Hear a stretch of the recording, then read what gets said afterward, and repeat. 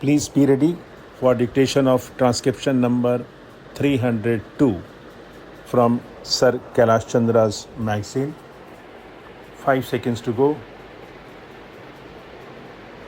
Sir, we have just heard the Honorable Minister for Revenue and Civil Expenditure tell us the circumstances in which this bill has come before this House.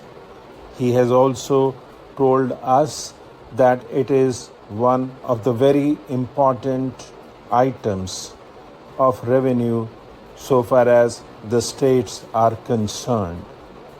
Till the other day, we had Part B states in our country, and those states used to levy internal customs duties, but after 1st April 1955, under the Constitution, those Part B states which used to levy customs duties were barred, and instead the alternative revenue for the loss they sustained by giving up customs duties under the Constitution was the sales tax.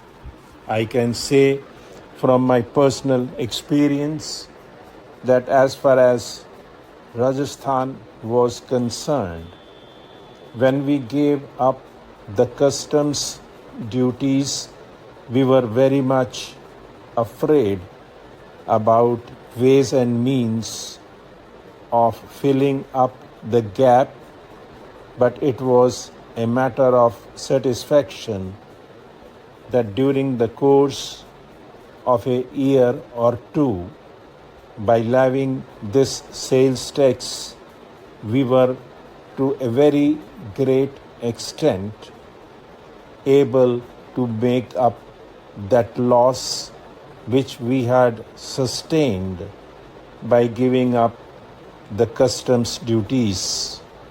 Till the Constitution 6th Amendment Act was passed, the central government had no powers in regard to the passing of laws for the levy of taxes on interstate transactions. But after that act was passed, powers were assumed, and now it is good that the government have come forward with the formulation of certain principles which would guide the imposition of taxes on interstate trade.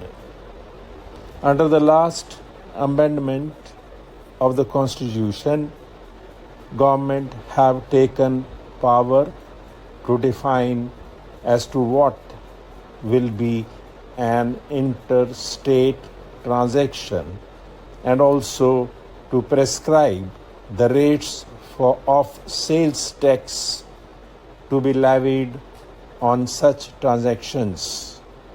The bill provides that in the case of certain important items, the state governments can impose a sales tax of 2% and not more, while on transactions between registered dealers, there would be a uniform levy of 1%. This is what the Honorable Minister said, and that is what has been provided for in the bill before us. One anomaly that we are seeing is that the tax varies from state to state. Before November 1956, Punjab had a sales tax, whereas we in Rajasthan did not have this tax for a long time. Sir, the repeal of the Essential Goods Declaration and Regulation of Tax on Sale or Purchase Act 1952 would mean that articles which are not liable to taxation will be taxed now. The Honorable Minister mentioned about the repeal of this act and further mentioned a number of articles which were essential, but under clause 14 of the bill before us, there are only 6 items which have been declared as articles of special importance for purposes of interstate trade or commerce. The state governments are expected to raise their revenues to meet their expanding expenditure. The Honorable Minister has just now said that they are the representatives of the people and that they themselves would see that they do not levy heavy taxes, as otherwise they will become unpopular in their own constituencies and with the people who elected them. Sir, I would like the Honorable Minister to look into the proceedings of the Rajasthan Assembly for the last 2 years.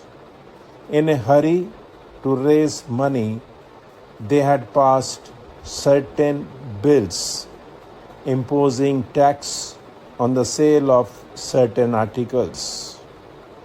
An agitation took place and they had to change the laws. They added certain more items and then again an agitation took place, resulting in those items having to be dropped again. If we look into the proceedings of the Rajasthan Assembly for the last 2 years, we would find that the original act had been changed so much in the course of this period that it would be very difficult to recognize the original one.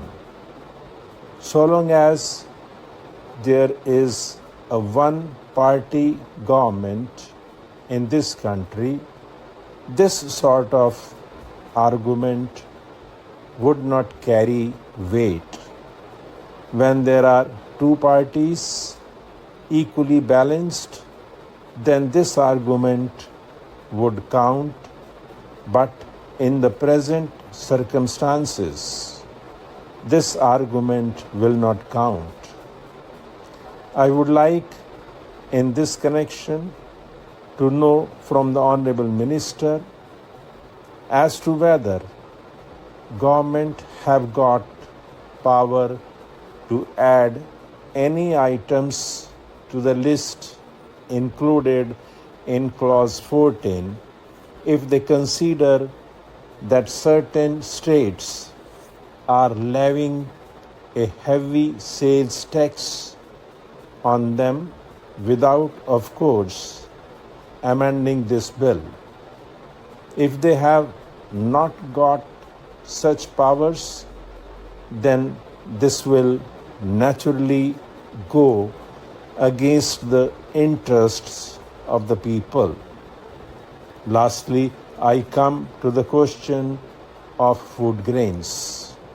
The Honorable Minister referred to the various meetings that seemed to have taken place between the various finance ministers and between the various chief ministers of states.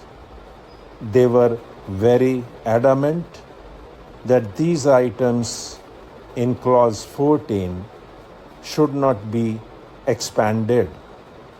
I would submit that the argument which has been given by the Honorable Minister is not convincing. Stop.